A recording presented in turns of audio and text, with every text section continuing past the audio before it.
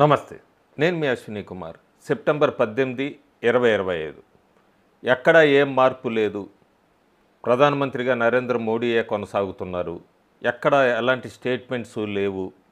గత 8 నెలలుగా కాంగ్రెస్ కూటమి నాయకులు, వివిధ ప్రతిపక్ష పార్టీలు స్టేట్మెంట్స్లో ఎక్కడా కూడా నిజం లేదు. అది స్పెక్యులేషన్ అని తేలిపోయింది. సుబ్రహ్మణ్య స్వామి లాంటి వాళ్ళు కూడా ట్వీట్ చేశారు.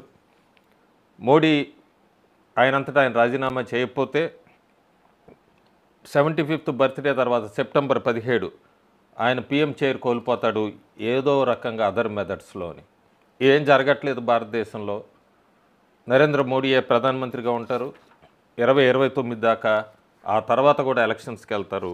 2034 దాకా ఎక్కడ అవకాశం కనపట్లేదు భారతదేశంలో గ్రౌండ్ లెవెల్ చూసుకుంటే కనుక. ఎవరైనా 10 సంవత్సరాలు ఆ తర్వాత ఇంకా పరిపాలిస్తున్నారు, ఏజ్ పెరుగుతుందంటే యాంటీ ఇంకంబెన్సీ ఉండాలి. ఏకైక నాయకుడు ప్రో ఇంకంబెన్సీ పెరుగుతున్న నాయకుడు నరేంద్ర మోడీ. సో ఇంకా దా స్టేట్మెంట్ని పక్క పెట్టేయచ్చు.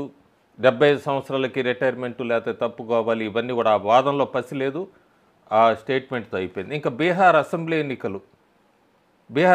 ఎన్నికల్లో ఖచ్చితంగా ఎట్లాగైనా గెలవాలి. గెలవకపోతే ఇంకా ప్రజల్లో చులకన, పార్టీ కాంగ్రెస్ కూటమి స్ప్లిట్ అయిపోతుంది. తీవ్రంగా ప్రయత్నించాలని రాహుల్ గాంధీ ఓటర్ అధికారి యాత్రనో, ఓట్ చోరీయనో ఇంకా చాలా రకాలుగా ఒక యాత్ర అంటూ చేశారు. ఆ యాత్రలో కూడా తేజస్వి యాదవ్కి అట్లాగే వీళ్ళకి చెడినట్టుగా ఎక్కడైనా తేజస్వి యాదవ్ తాను ముఖ్యమంత్రి అంటే రాహుల్ గాంధీ రెస్పాండ్ కాకపోవటం, ఇలాంటివంతా కూడా మైనర్ క్లాషెస్ కింద చూసాము. రిఫ్ట్స్ వచ్చినాయి ఆర్జేడీకి కాంగ్రెస్కి అన్న ఒక స్పెక్యులేషన్ కూడా చూస్తున్నాం. ఇది ఇటుపక్క నడుస్తున్నప్పుడే నరేంద్ర మోడీ తల్లి గురించి ఆమె గురించి ఒక వీడియో క్రియేట్ చేయటము, ఆ వీడియో గురించి కూడా ఆ తర్వాత బాగా నెగిటివ్ కాంట్రవర్సీలు రావటం, దాని గురించి కోర్టుకి వెళ్ళటం, ఇవన్నీ కూడా మనం చూసాము.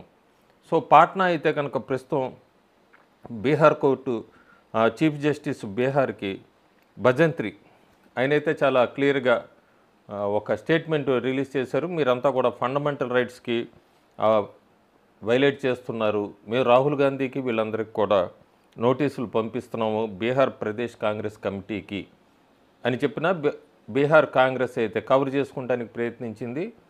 మేమేమి ప్రధానమంత్రి నరేంద్ర మోడీ తల్లిని అవమానపరచలేదు. తన తల్లి మోడీని సక్రమ మార్గంలో పెట్టడానికి ప్రయత్నిస్తోంది, నువ్వు వెళ్తుంది తప్పుదారి అని చెప్తున్న వీడియోనే క్రియేట్ చేసామని చెప్పినప్పటికీ బీహార్ కోర్టు ఎక్కడ కూడా వాళ్ళతో ఏకీభవించలేదు, నోటీసులు పంపించింది. సో త్వరలోనే మళ్ళీ దీని గురించి కూడా అలవాటు పడిన నోరు అపాలజీ తొందరలోనే వస్తుంది మళ్ళీ రాహుల్ గాంధీ నోటి వెంబడ. పూర్ణియా వెళ్ళారు ప్రధానమంత్రి బీహార్లో ఈ ఎయిర్పోర్ట్కి సంబంధించి. 2004 నుంచి 2014 దాకా అయితే ఆ 10 సంవత్సరాల్లో యూపీ ఎక్కడ కూడా బీహార్కి ఎయిర్పోర్ట్స్ అనేది ఎక్కడ కూడా శాంక్షన్ చేయలేదు. పాట్నా గయా అంత ముందు ఉండేది. ఇప్పుడు ప్రస్తుతం దర్భంగా పూర్ణియా ఎయిర్పోర్ట్స్ అయితే బీహార్కి ఇప్పుడు 4 ఫుల్లీ ఫంక్షనల్ ఎయిర్పోర్ట్స్ వచ్చినాయి.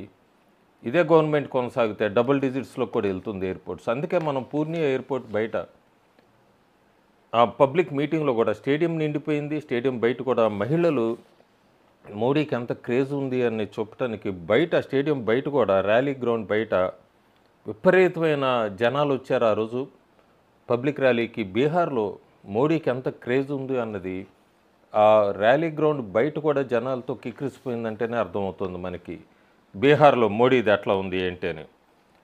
సార్ ప్రాసెస్ గురించి కూడా సుప్రీంకోర్టు ఓకే, మీరు సార్ ప్రాసెస్ చేయండి, కానీ ఎక్కడైనా ఒక్క తప్పు దొరికినా కూడా భారతదేశం మొత్తం ఈ సార్ ప్రాసెస్ని క్యాన్సిల్ చేస్తామని చెప్పినప్పటికీ ఎలక్షన్ కమిషన్ చాలా కాన్ఫిడెంట్గా ఉంది సార్లో ఎక్కడ తప్పు జరగట్లేదని. అందుకే బీహార్ తర్వాత ఢిల్లీలో ఈ ప్రాసెస్ మొదలు పెడుతోంది. భారతదేశంలో మొత్తం కూడా 2026 జనవరి కంప్లీట్ చేయడానికి ప్రయత్నిస్తోంది ఎలక్షన్ కమిషన్. చాలామంది నితీష్ కుమార్కి మోడీకి ఎక్కడైనా తేడా వస్తుందేమో, ప్రభుత్వాన్ని పడగొట్టాలని ప్రయత్నిస్తూనే ఉన్నారు. ఎక్కడా తేడా లేదు.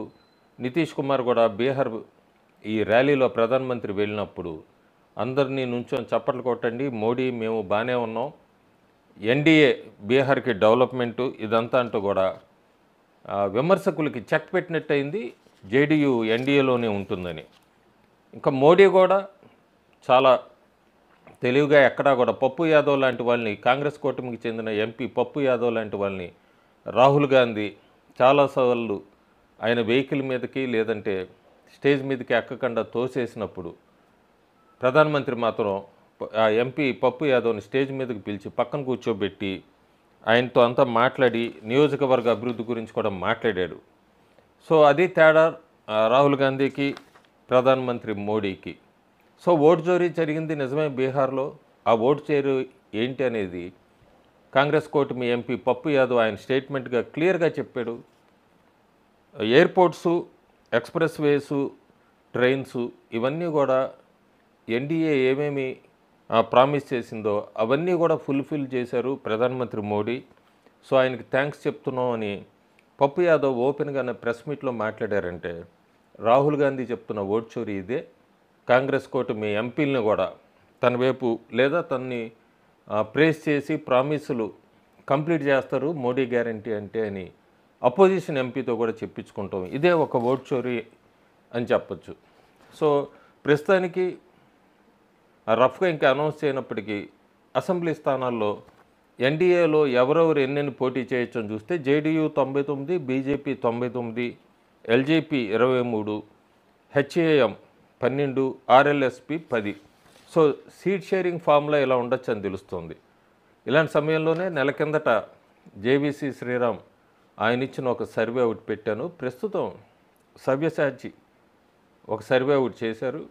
సెప్టెంబర్ 16 ఇది రిలీజ్ అయింది. 36,450 శాంపిల్స్ తీసుకున్నారు 243 నియోజకవర్గాల్లోంచి. ఎక్కడా ఏం మార్పు లేదు.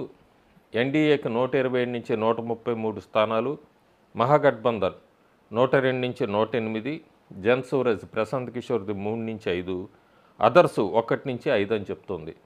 ఇక్కడ 2 పాయింట్స్ కూడా ఈ సర్వే చేసినప్పటికీ ఆర్జేడీ, కాంగ్రెస్ 2 కలిసే ఉంటాయన్నది దాని మీదే వెళ్ళారు ముందుకి.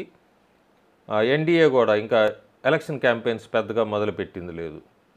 ప్రస్తుతానికి కాంగ్రెస్ ఈ రిఫ్ట్ ఆర్జేడీతో ఎందుకు అనేది 2 పాయింట్స్ అయితే వినబడుతున్నాయి బయట. ఒకటి, యాదవ్ కమ్యూనిటీ, ముస్లిం కమ్యూనిటీ 2 కలిసి ఆర్జేడీ ప్లస్ ఏఐఎంఐఎం వీళ్ళిద్దరూ కలిసి ఎన్నికల్లోకి వెళ్తారని, కాంగ్రెస్ విడిగా పోటీ చేస్తుందని, అక్కడ యాదవ్ ముస్లిం కమ్యూనిటీ కన్సాలిడేట్ అయి ఆర్జేడీకి పోలవుతాయి, ఎన్డీకే వెళ్ళే ఈ హిందూ ఓట్స్ని స్ప్లిట్ చేసుకుంటుంది కాంగ్రెస్, దానివల్ల ఆర్జేడీకి అడ్వాంటేజ్ అవుతుంది అన్నది ఒక స్పెక్యులేషన్ అయితే బాగా వినపడుతుంది.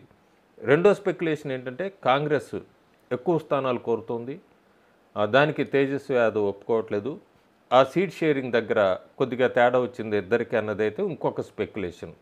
ఏదైనా ఒక కొత్త ఫార్ములాతో అయితే మహాగఠబంధన్ ముందుకు వెళ్ళాలని చూస్తోంది. డెవలప్మెంట్ ఎజెండాతోనే ఎన్డీఏ బీహార్లో ముందుకెళ్తుంది. ఇంకా సమయం ఉంది.